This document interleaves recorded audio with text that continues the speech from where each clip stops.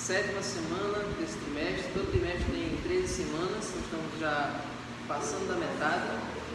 E agora nós terminamos aí o livro de Filipenses. Semana passada nós finalizamos o livro de Filipenses e próxima semana a gente já começa Colossenses, certo? A partir da 8ª semana a gente já começa Colossenses. Então nós vamos relembrar o que nós vimos na semana passada. O tema da semana passada foi cidadania celestial. Como nós podemos agir como cidadãos do céu ainda nessa vida. Então, o verso para memorizar está lá em Filipenses 4:6.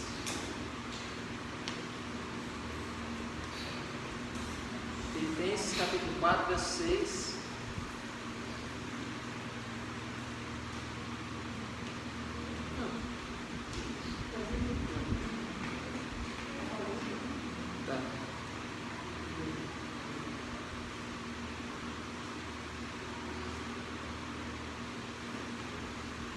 Diz assim: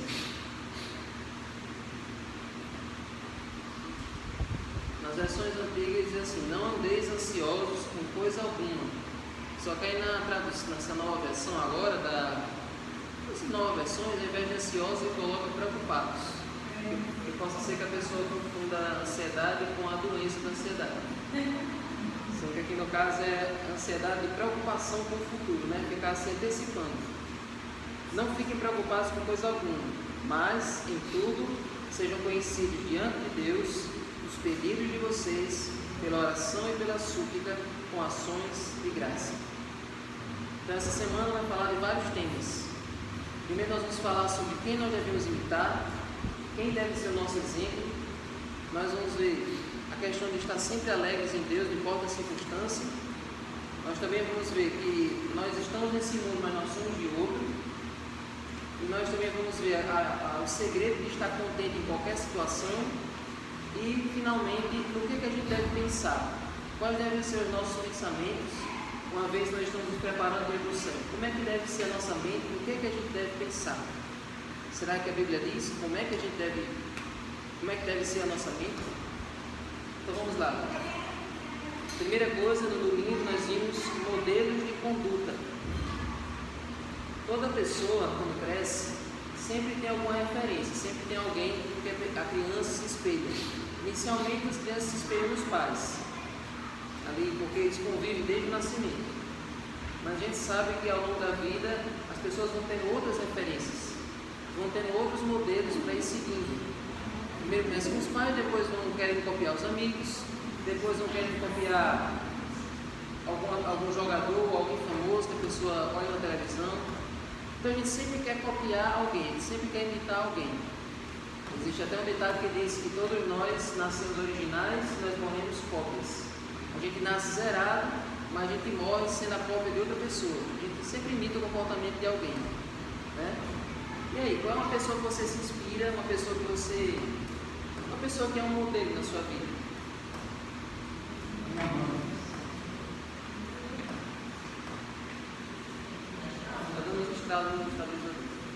Sua mãe, né? Apesar dela não estar mais aqui, mas ela deixou um legado de vida, paciência, de fé. Amém. Coisa boa. De amor pelas pessoas, assim era a mamãe. Mesmo que eu não haja às vezes como ela agia, mas eu tento ser semelhante a ela. Até fico alegre se alguém diz para mim, pra você ter ideia, se alguém diz assim, você parece com sua mãe, isso me enche de alegria. Não é só fisicamente, mas no comportamento. Sim, no comportamento, isso mesmo. Amém. Isso me enche. E se alguém disser o contrário, aí eu fico triste. Certa vez a Ângela disse para mim, não, eu acho que você parece mais com seu pai que sua mãe. Eu digo, mas a maioria diz que eu pareço com a mãe, olha. A maioria está dizendo. Eu meio partido, sabe? Não que eu queira ser semelhante ao meu pai, bem. Foi um homem que foi muito voltado para o lado da família.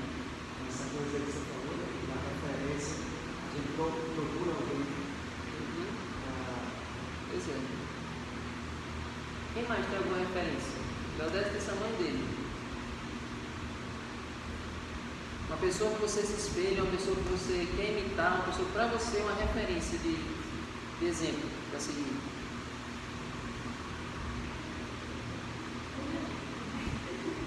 Jesus, né? Pois é. Então nós somos bombardeados o tempo todo de bons e de maus exemplos. Na verdade tem mais maus exemplos do que bons exemplos, né? Pessoas aí que têm uma vida totalmente desprezível que a gente deve evitar. Então, no tempo de Paulo também era assim. Tinha, por toda parte, tinha exemplo de que não seguir. Então, os filipenses, todas aquelas igrejas que Paulo administrava, eles tinham esse conflito, eles tinham essa dificuldade em qual exemplo eles deveriam seguir. Porque Paulo fundava a igreja, depois Paulo ia embora, deixava a igreja por outras pessoas tomando conta, e aí os membros ficavam se perguntando: e aí, qual é o exemplo que a gente deve seguir? Porque a gente não conheceu Jesus, Paulo passou pouco tempo, foi embora, e aí, como é que a gente deve proceder? Então, vamos aí para Filipenses 3, do 17 ao 19.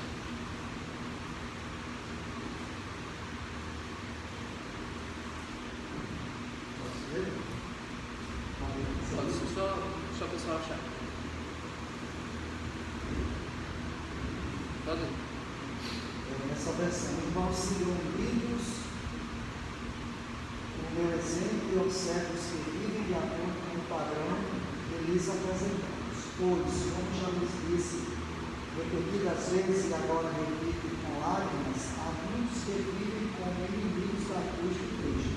O destino deles é a perdição, e o seu Deus é o estômago, e eles têm orgulho que é vergonhoso, só pensam nas suas estranhas. Esse orgulho daquilo que é vergonhoso. Nessas outras versões diz: a glória dele está naquilo que devia se envergonhar. Ou seja, daquilo que eles deveriam abominar, é disso que eles ficam se achando. E quem que Paulo está falando aqui? Que é outra versão, é diferente. NVI ou NTLH? Aqui é NVI. NVI. Mas na ARC é isso que você falou. E o fim deles é a pressão e o Deus deles é o vento. E a glória deles é para a confusão deles mesmos. Para a confusão deles mesmos. Eles faziam, tudo que eles faziam era para satisfazer as suas próprias necessidades. Ou seja, eles viviam em torno da satisfazer a carne. Então, de que Paulo está falando aqui? Ele está falando daquele pessoal que foi botar areia no serviço que ele tinha feito. Ele tinha pregado para aquelas pessoas, tinha fundado aquela igreja, mas aí vieram os judeus, as pessoas, para tentar dificultar a vida dos filipenses. Paulo tinha falado uma coisa e esse pessoal veio para dificultar, para tornar o trabalho de Paulo mais difícil. Então, por isso que Paulo está dizendo: olha, esse pessoal aí, o Deus deles é o vento, eles satisfazem a mensagem deles é totalmente terrena, voltada para satisfazer a carne, e eles são inimigos da cruz de Cristo.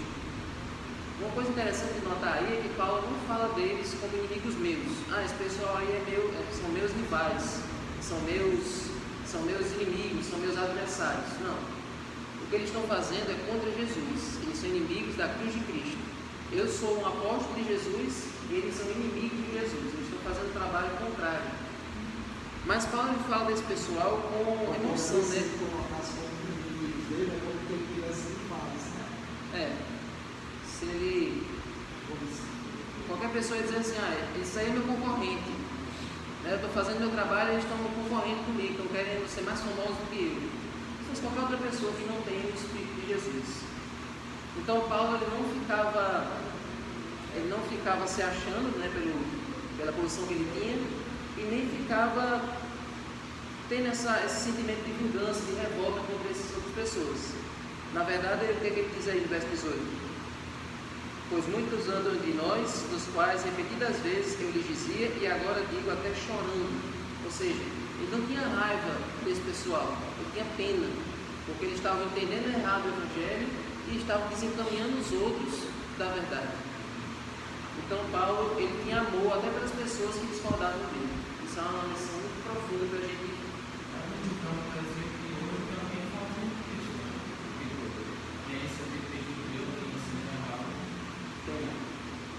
história, hoje existem pessoas que o trabalho delas é como Jesus disse. Existem pessoas na igreja chamadas de pedra de tropeço. Pessoas que infelizmente estão ali apenas para fazer os outros crescerem na fé. Ou seja, pessoas que não amadurecem, pessoas que não progridem na vida cristã, pessoas que estão ali apenas para servir de empecilho para os outros. Elas mesmas não desenvolvem, elas mesmas não permitem que Jesus transforme a vida delas. Então, os outros ao redor delas precisam aprender a lidar com essas pessoas para poder crescer na fé. Então, é muito profundo e pesado, né? Então, essas pessoas aqui foram para ser adversários de Paulo e para botar na areia o que ele tinha feito em Filipos. Mas Paulo ele orava tanto pelos filipenses como por essas pessoas que tinham ido lá. Será que para a nossa salvação a gente precisa de pessoas assim para mim? Precisa. Acredito que sim, né? Porque o mundo foi assim, sempre vai ser, né? Exatamente. Você não vai ter aquela igreja santa que até a pessoa pensa, quando eu vou para a igreja, talvez eu falei com uma irmã, que a igreja é como um hospital, né? A gente vai em busca de cura, a gente não vai para a igreja porque a gente já está curado, já está reparado. Senão não precisa de médico. E a gente precisa dessa cura constantemente, né? Mas saber também que alguém pode ser crescido no seu caminho, você também pode ser crescido, né? No caminho de alguém. Então eu acho que essa aprendizagem ela é mútua, né? É uns aprendendo com os outros, a como lidar com a fé, a conhecer o exemplo de Jesus para a vida de outras pessoas. E isso não é fácil, né? Aí quando eu falei isso lá, a irmã disse, eu não gosto, uma coisa assim, então eu não gosto dessa história de dizer que a igreja é um hospital. Poxa, foi. Ela falou assim, sabe? Pois é.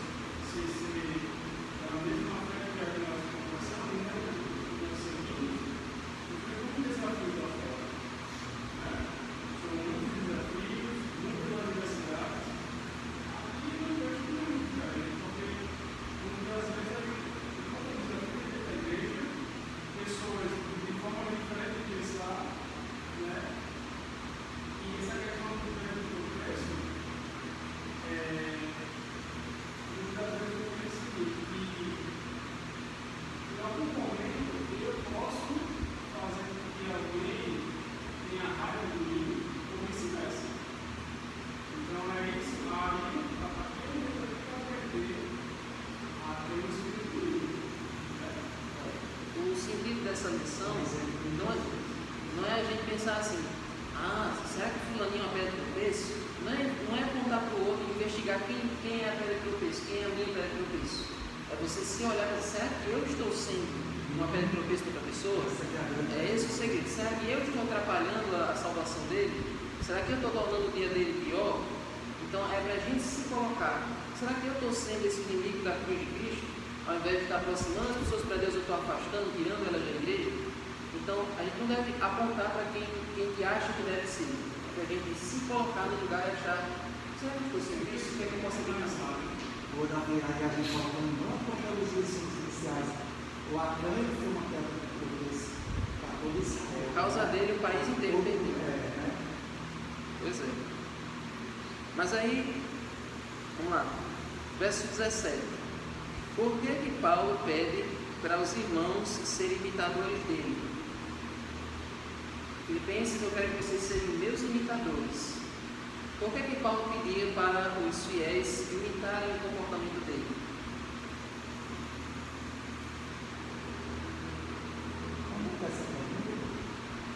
Não, é umas perguntas que eu faço só para... Sim. Eu pensei que tivesse aqui, não. Sabe por quê? Porque essas perguntas que vem na lição, elas são muito objetivas, é só sim ou não, um negócio bem... Aí as perguntas que eu faço aqui é para vocês comentarem. É mais difícil. Por que Paulo... O grau de complexidade da questão. Puxar mais do... Por que Paulo pedia para os fiéis imitarem o comportamento dele, imitarem o exemplo dele? Eu acho que porque ele tentava imitar o comportamento de Cristo. isso. E se ele tentava o comportamento de Cristo e alguém imitasse o comportamento dele, certamente alguém estaria imitando o comportamento de Cristo. Então Cristo era o espelho, né? Não é que Paulo era bonzinho, fosse bonzinho, porque ele tinha um espinho na carne. Então Paulo vai dizer isso, né? Diz ali, você poderia dizer para a gente que você compreende por esse espinho na carne, né? Há tantas versões em relação. Eu sei que foge um pouco, pode ser que outro momento, né? Quem sabe uma pregação sua. Pense isso, viu? Lá para as perguntas que faz o professor Rodrigo Silva, né? Ele faz e depois ele traz um tema inquietante para a comunidade. Então, para você, professor, vai ser essa aí, né? Que espinho seria isso? Quem já ouviu essa expressão do espinho na carne? Poucos, né? Talvez na próxima semana, no próximo dia, a gente vai estudar só sobre isso. Todo mundo tem Paulo tinha, todo mundo tem alguma coisa que você precisa, que Deus deixe em você para que você cresça em cima disso, certo? Mas vamos lá. Exatamente como o Jordão falou, Paulo pedia para que os fiéis imitassem o exemplo dele, porque ele já imitava o exemplo de Cristo.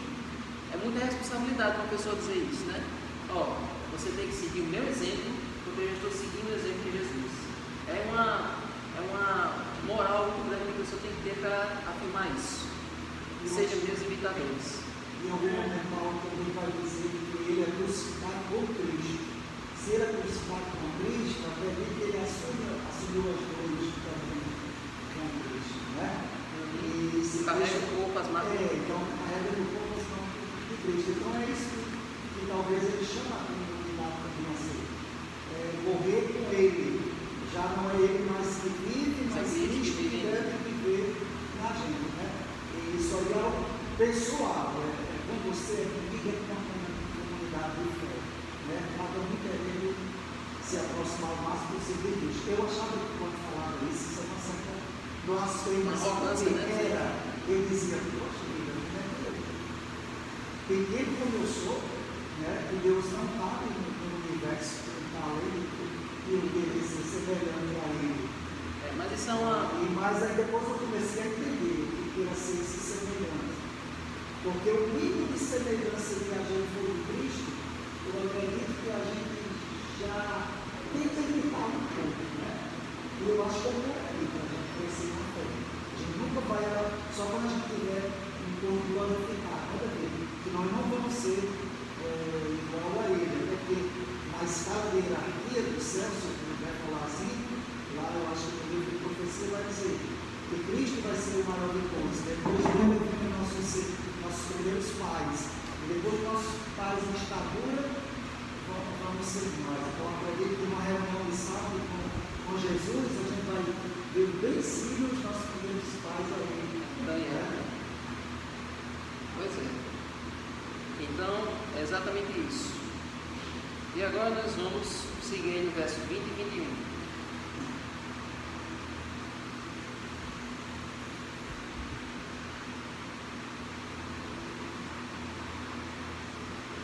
Diz assim: pois a nossa pátria está nos céus, e onde também aguardamos o Salvador, o nosso Senhor Jesus Cristo, o qual transformará o nosso corpo de humilhação para ser igual ao corpo da sua glória, segundo a eficácia do poder que ele tem de até subordinar-se todas as coisas, sabe? Então olha aí, Paulo aqui está fazendo contraste com a motivação daqueles falsos líderes, daquele pessoal lá que eu disse a vocês. Eles eram, a glória deles era na carne, né? Eles viviam em função do ventre, eles só falavam de coisas terrenas. E Paulo diz, ao contrário desse pessoal, nós somos uma pátria celeste. A nossa pátria fica nos céus. Ou seja, eles estão falando de coisas da terra, mas nós visamos o céu. Nossa conversa é só coisas do céu, nossa meta é o céu. Então Paulo está dizendo o seguinte: vocês estão aqui, mas a pátria de vocês é lá de cima. Então todo cristão está nessa situação. Nós somos cidadãos do reino de Deus. Então nós estamos apenas de passagem aqui na terra. E isso nos leva a ter uma consciência muito importante com relação ao nosso papel aqui nesse mundo, no lugar Existem pessoas que esquecem desse verso aqui, esquecem desse princípio e começam a se engajar ativamente em causas dessa terra aqui, em coisas desse país, do lugar onde vive, e esquece que a nossa causa maior que a gente deve defender, não é essas causas políticas aqui da terra, e sim a causa do reino de Deus. Então, Deus nos chamou não para a gente defender a nossa pátria, não defender a nossa nação, mas nós defendemos a pátria que está lá no céu. Então, o chamado de Deus é esse.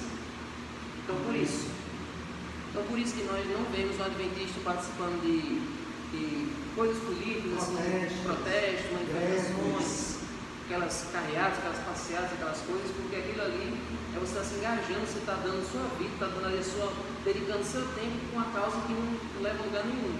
Você não é daqui, aquilo não é o seu foco. Então por que ele não coloca essa mesma garra, essa mesma vontade de se engajar na obra de Deus, nas coisas do reino de Deus, nas coisas do reino do céu que é de lá de onde nós somos?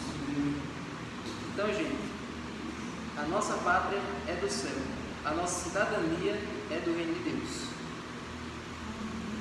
E aí, Paulo diz que, como nós somos de lá, nós não podemos ir para lá com esse corpo que a gente tem todo defeituoso. Graças a Deus, né? Então, o que é que Jesus vai fazer com a gente para a gente poder ir para o céu com um corpo restaurado? Primeiro vamos ver alguns personagens da Bíblia que já sabiam disso, né, há muito tempo atrás, e qual era a expectativa deles com relação à volta de Jesus. Vamos ver o primeiro livro da Bíblia. Você sabia que o primeiro livro da Bíblia não foi Gênesis, foi Jó. O primeiro livro a ser escrito foi o livro de Jó. Então, qual era a expectativa de Jó com relação ao corpo dele na volta de Jesus? Vamos para Jó? Jó 19, 25 a 27.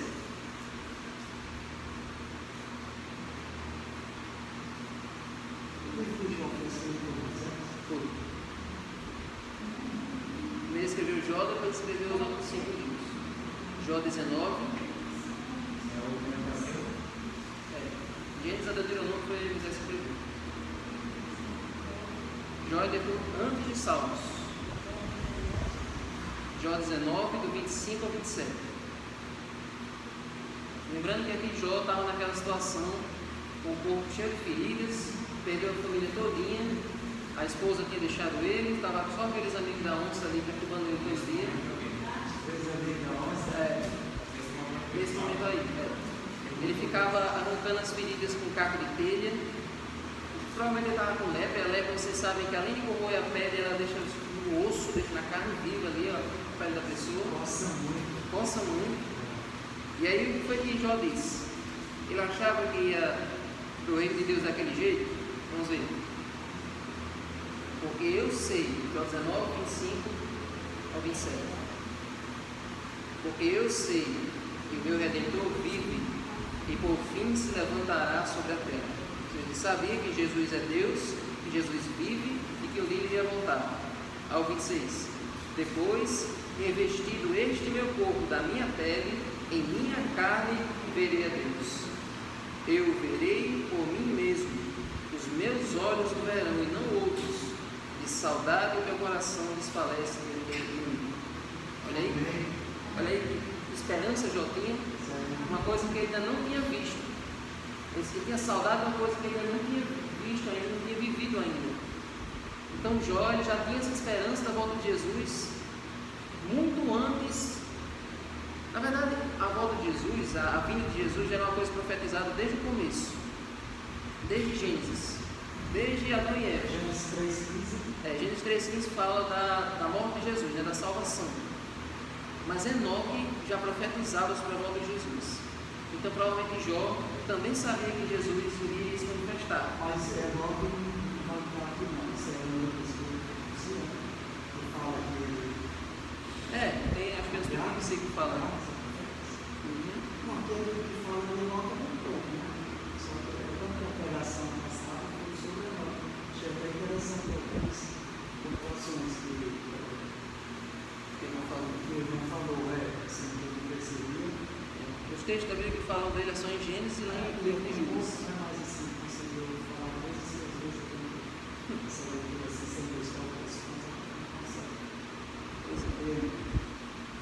Então Jó tinha esperança da volta de Jesus e tinha certeza de que iria ver Jesus fisicamente, com o corpo dele, com os olhos dele e com a própria pele dele. Ou seja, ele sabia que iria ver Jesus pessoalmente, fisicamente. Então ele tinha um corpo restaurado, não aquele corpo deteriorado que ele estava naquela hora, mas com um corpo totalmente restaurado, transformado e glorificado. Então Jó tinha saudade de Jesus mesmo antes de conhecê-lo pessoalmente. Olha que interessante. Agora, como é o corpo de uma pessoa ressuscitada? Diz que Deus colocou no coração do homem a eternidade, né? A gente sempre tem esse anseio de. A gente sempre está buscando alguma coisa, né? Porque o nosso vazio existencial parece que é um buraco enorme. Tem uma parte de só para preencher mesmo esse vazio do Senhor. Eu fico pensando, como é esse vazio? Se o Senhor é infinito, então o buraco existencial do ser humano ele é infinito, né? Tem uma parte do nosso cérebro que só pode ser preenchida com Deus. Tem uma partezinha no cérebro, que é a hipófise, o nome dessa parte do cérebro. É uma parte que tem a digital de Deus. Se você não preencher aquilo com Deus, aquela parte vai ficar sempre vazia. Vai ficar sempre aquele ovo que não está preenchido, né? Então, olha só. Como é o corpo de uma pessoa ressuscitada? Lucas 24, verso 39.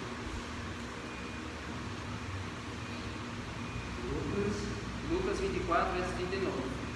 Jesus ressuscitou, apareceu para os discípulos e eles ficaram pensando que ele era um fantasma, ficaram com medo, ficaram achando estranho, nunca tinha visto alguém ressuscitado, né? E aí Jesus aparece para eles. E como é que é o corpo de Jesus depois da ressurreição? Leia. Vejam as minhas mãos e os meus pés, que sou eu mesmo. Toquem em mim e vejam que é verdade, porque o Espírito não tem carne nem ossos como vocês estão vendo que eu tenho. Mas aí eles ainda não acreditaram. Aí olha o verso 41.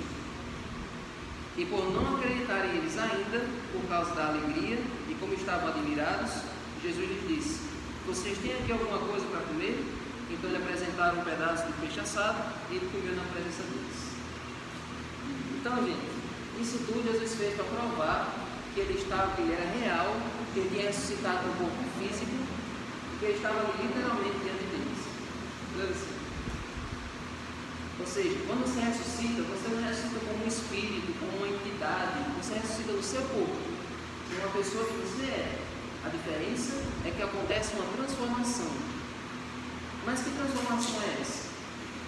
Agora nós vamos para 1 Coríntios 15.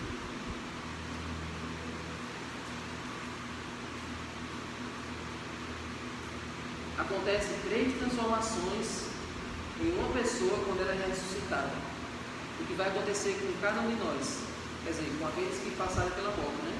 Porque eu tenho certeza que a maioria de nós vamos estar vivos quando Jesus voltar, amém? Amém. Mas tanto os vivos quanto quem ressuscitar vai passar pela mesma coisa. 15, 51 ao 54. Tanto quem morreu e ressuscitou, como quem vai estar vivo, vai passar por essas três transformações.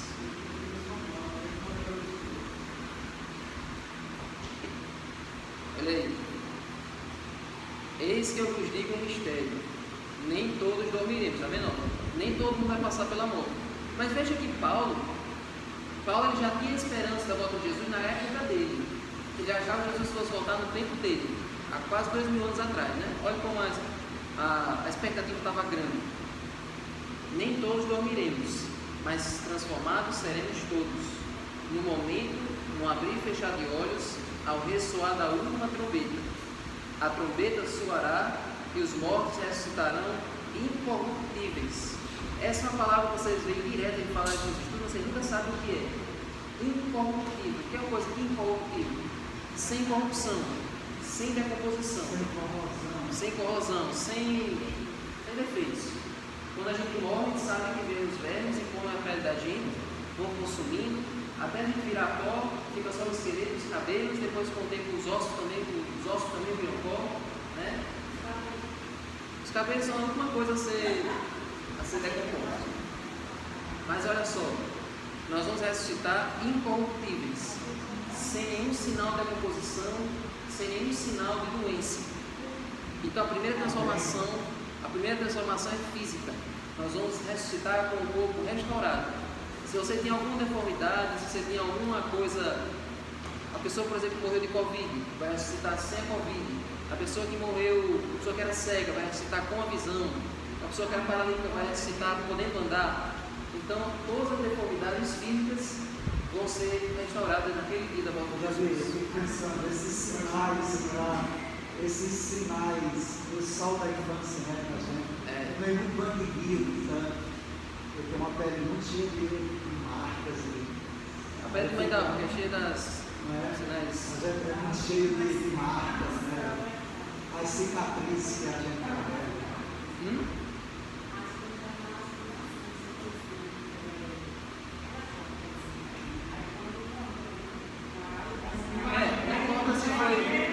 Não importa se foi de nascença, se foi hereditário, ou se você adquiriu ao longo da vida, qualquer coisa que esteja errada em você, não vai estar mais errado no dia da volta de Jesus.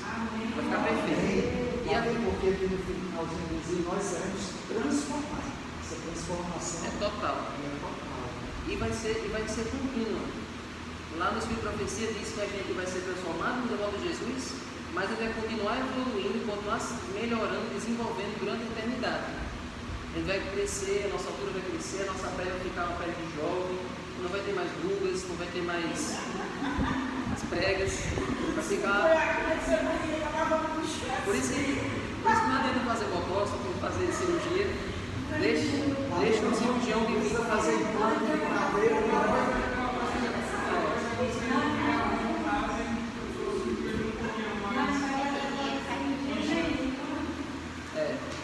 Pois é. Essa é só a primeira. Vamos terminar de ler o verso 53. Porque é necessário que esse corpo corruptível se reviste de incorruptibilidade, seria o trava-língua, e que o corpo mortal se reviste de imortalidade. E quando este corpo corruptível se reveste de incorruptibilidade, e o que é mortal se reveste de imortalidade, então se cumprirá a palavra que está escrita: tragada foi a morte pela vitória. A segunda transformação é que a natureza pecaminosa que leva a gente a errar, que leva a gente a se afastar de Deus, também vai ser retirada. Nós nunca mais vamos pecar. Não vai ter mais aquela tendência que leva a gente a pecar, que leva a gente a transgredir a lei de Deus. A nossa natureza pecaminosa vai ser totalmente retirada e a gente vai ter a natureza celestial, a natureza santa. Amém? Não mais pecados acariciados. Graças a Deus. E a última transformação é a imortalidade. Nós nunca mais vamos morrer. Amém? Amém. Então, são essas três coisas que a gente fala nos estudos bíblicos. Quando a gente fala da volta de Jesus, quando a gente fala da ressurreição, a gente sempre diz isso para as pessoas. E é sempre bom a gente ter isso na nossa mente, porque essa é a nossa esperança. É isso que essa é a nossa expectativa. Então, gente,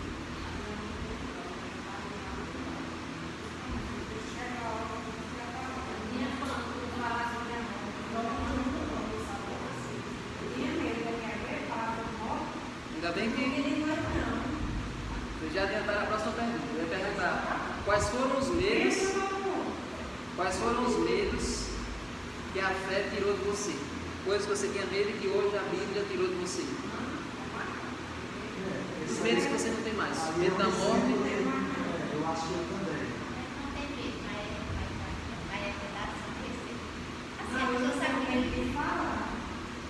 A gente não deve desejar a morte, né? E é muito difícil falar sobre ele. Mas o cristão, ele já não fica desesperado com a morte. Enquanto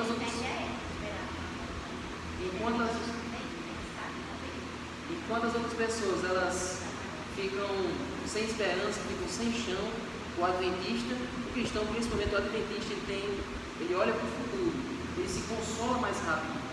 Então, Olha aqui, tem uma citação aqui de um ateu, que ele fala sobre...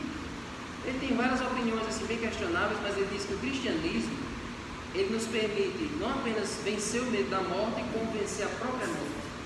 Ou seja, desde hoje ele pode vencer o medo da morte, e um dia nós vamos vencer a própria morte. A morte não vai ter mais. Amém. Porque isso é dito pelo ateu, né? Isso foi dito. É mais estranho ainda, mais. Aí é que cada vez mais para a gente acreditar. Porque se até os ateus eles acreditam, por que nós nos denominamos como não ateus são acreditamos? Né? Eu acho que até Deus usa essas pessoas que se dizem que são, usam cada vez mais para firmar nossa fé em Jesus. Pois é. Eles falam, meu Deus. Pois é. Então o ateu reconhece que o cristão tem esperança. Né? Mas vamos seguir. Capítulo 4 agora. Filipenses 4, 4 ao 7.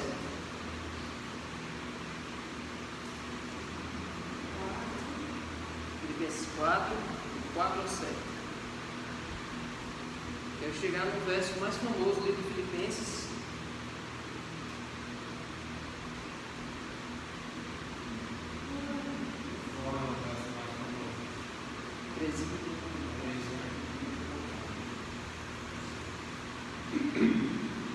Diz assim: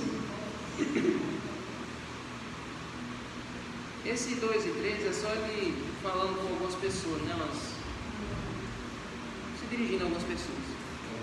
Mas vamos ler o 4 ao 7. Alegrem-se sempre no Senhor. Outra vez digo, alegrem-se. Essa é uma frase que ele está repetindo ao longo do livro todo. Alegrem-se no Senhor.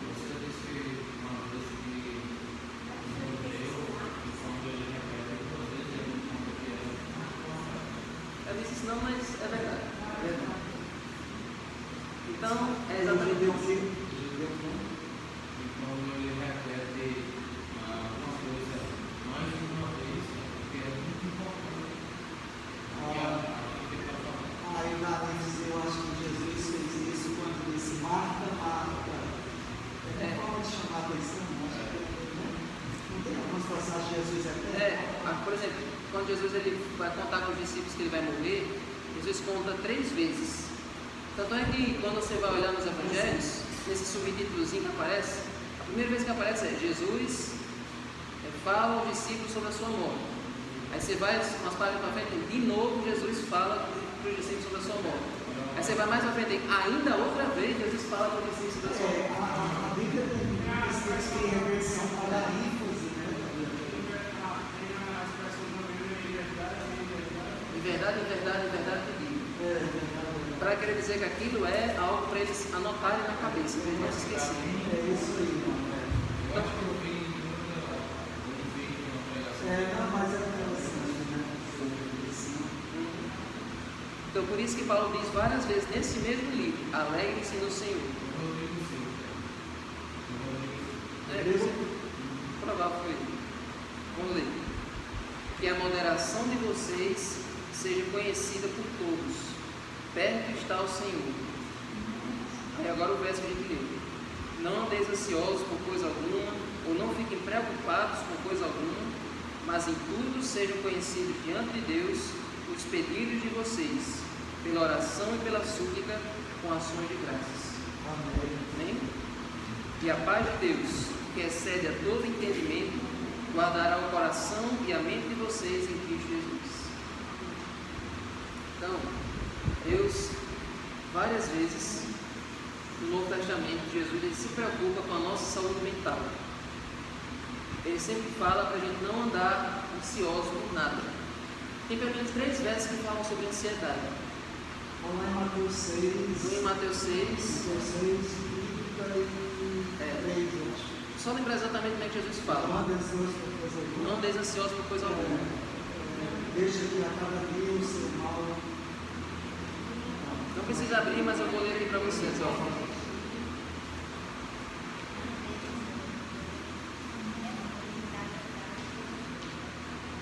Exatamente. vários motivos para a pessoa não ficar ansioso. Ele diz, olha, as aves do céu, nem o rei Salomão se vestiu com a beleza que elas têm. Elas não se preocupam com o que elas vão comer, com o que elas vão vestir, mas o Pai do céu administra elas. Eu ensinei o ano passado. Quando eu vi o livro, ali eu entendi o que queria dizer em relação a Salomão, né? Deus na sua glória não se vestiu A beleza do livro. Porque uma coisa perfeita, é muito linda, ele é branco. Eu não sei se tem livros de outras cores, mas ele é branco. E por ser branco, assim, mas é uma perfeição assim incrível. Ele é grande, ele é uma rosa, uma flor enorme. Lírio, tem cacho branco, caule verde e cacho branco.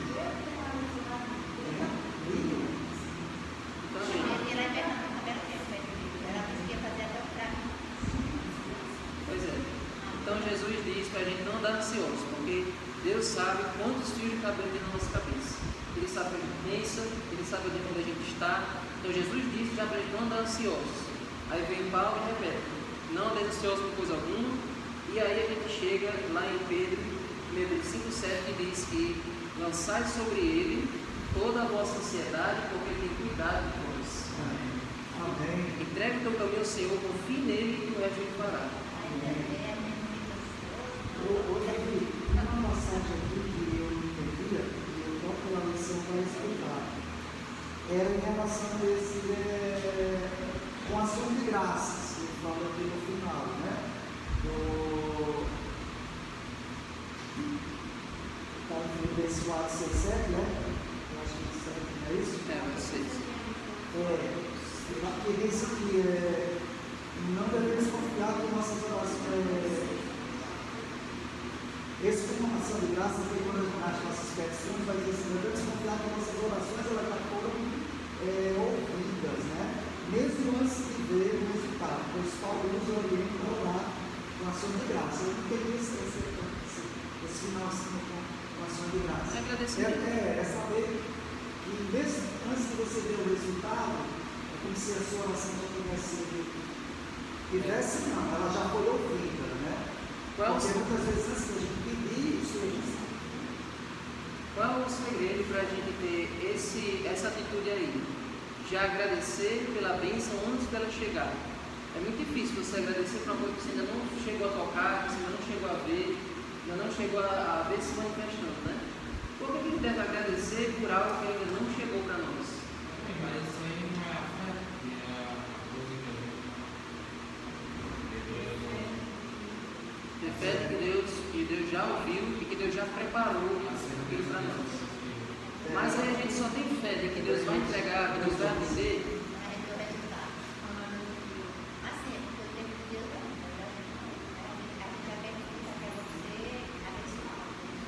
Ele quer apressar o tempo dele, né? Mas é o seguinte, quando é que a gente pode ter certeza que Deus vai atender as suas orações? Existe uma forma de saber.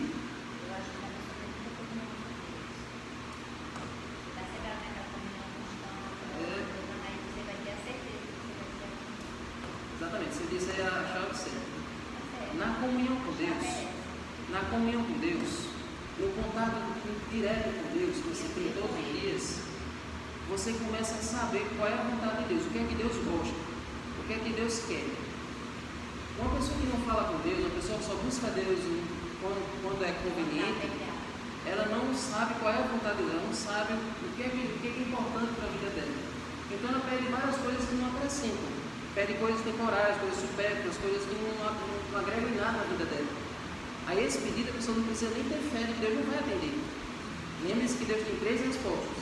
Sim, não, espere. O sim é quando aquilo que você pediu está de acordo com o que Deus quer dar para você. É quando a sua vontade está sincronizada com a vontade de Deus. O que você pede já é o que Deus quer lhe dar. Isso é uma coisa muito importante que a gente tem que desenvolver. A nossa vontade igual com a vontade de Deus. O não é quando você pede e não tem nada a ver com o que Deus quer. É uma coisa totalmente desnecessária, uma coisa que você não precisa. Deus só vai dar aquilo que você precisa, aquilo que você necessita. Às vezes a gente pede coisas só porque a gente acha legal, coisas em vão. E a terceira resposta é o espere. Aquilo que você pediu é bom, aquilo que você pediu está de acordo com a vontade dele, mas não agora, mais na frente. Tem um pedido na Bíblia bem famoso que Deus respondeu com espere, que foi o caso de Abraão e Isaac. Abraão ia ter um filho com Sara a vida toda, mas Sara era estéril, e Deus prometeu a Abraão que o filho ia nascer, só que só foi nascer quando ele tinha 100 anos e era 90.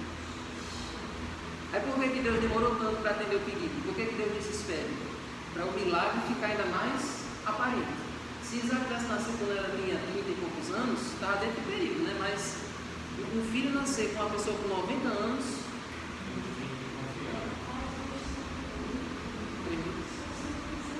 então, gente, nós devemos ter fé que a nossa oração vai ser atendida quando o que a gente pedir estiver de acordo com a vontade de Deus. E o que é a vontade de Deus? Quais são alguns pedidos que a gente pode fazer, né, com a certeza de que Deus vai atender, o que Deus quer atender? Aí na lição da quinta-feira, diz assim, no último parágrafo, coisas que a gente pode pedir com certeza que Deus quer isso também. Olha aí. Primeira coisa, salvação de um ente querido ou amigo. Se você deseja isso, Deus deseja mais ainda. Você pode pedir isso com vontade, que Deus quer salvar as pessoas mais do que você. Segunda coisa, coragem para compartilhar a fé. Coragem para falar de Jesus. Deus quer que você pregue o Evangelho. Se você pedir coragem, Deus vai lhe dar coragem. Terceira coisa, perdão quando confessamos e deixamos o pecado para trás. Deus quer nos perdoar, quer fazer da gente pessoas melhores. Então, quando a gente pede perdão, Ele está desejoso de nos perdoar. Quarta coisa, força para obedecer os mandamentos. Deus dá força. Amor por aqueles que nos tratam mal. Deus também nos dá esse amor, nos dá paciência, né? Sabedoria para enfrentar desafios. Deus também concede sabedoria. E quarto, entendimento da palavra de Deus. Deus também esclarece nossa mente para a gente entender a palavra de Deus. Esses aqui são alguns pedidos. Você pode pedir com confiança, pode pedir sem medo de que Deus vai atender. Deus não faz questão de atender quando a pessoa pede essas coisas. Isso aqui está de acordo com a vontade dele. E para a gente encerrar essa lição, a gente não pode deixar de ler esse verso.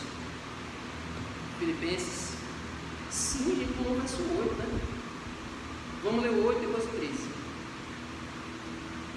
Porque a próxima semana já é Colossenses e tchau.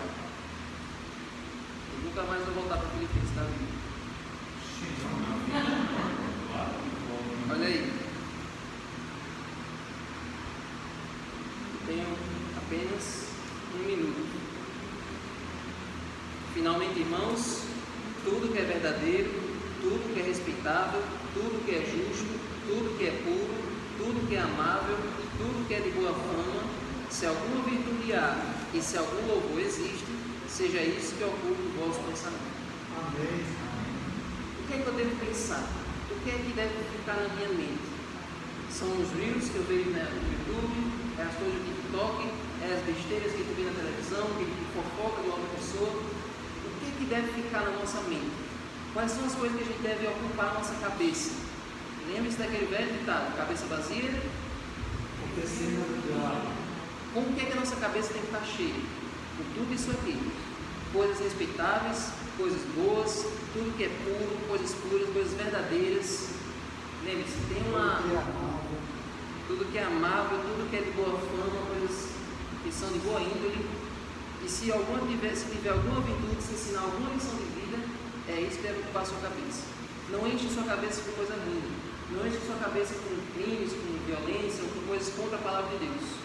Enche a sua mente das coisas de Deus. Porque aí, se a sua mente estiver cheia das coisas de Deus, quando você for falar, sua boca vai falar daquilo que está cheio do seu coração, daquilo que está cheio da sua mente. As suas ações vão refletir os seus pensamentos. Quem se demora diante do que é errado, quem se demora diante daquilo que é de Satanás, só vai falar do jeito que Satanás gosta. Então, para encerrar o verso 13. Encerrando essa carta, Paulo afirma que tudo que ele fez na vida, tudo que ele passou com contentamento. Ele passou com um sorriso no rosto. Ele sabe o que é passar necessidade, ele sabe o que é passar por abundância, e ele aprendeu o segredo para estar contente em cada situação. Verso 13. Tudo posso naquele que me fortalece. Amém? Então, que a gente possa estar alegre, que a alegria do cristão seja algo que não passe em nenhuma situação, que nós possamos manter um sorriso no rosto, como diz o louvor, sempre alegre ao viver como cristão, e a certeza de que nenhum obstáculo é difícil demais para Deus. Tudo a gente pode fazer com a força que Deus nos dá. Tudo nós podemos naquele que nos fortalece. Amém? Acabou Filipenses?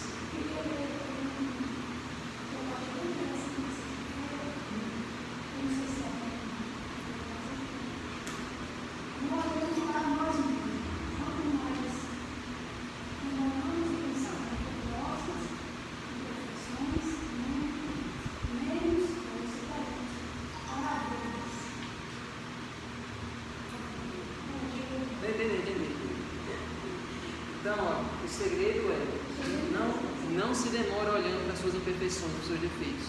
Ah, porque eu não consigo fazer isso. Ah, porque eu sou horrível nisso aqui. Ah, porque tem outras pessoas que são melhores do que eu. Olhe para Cristo.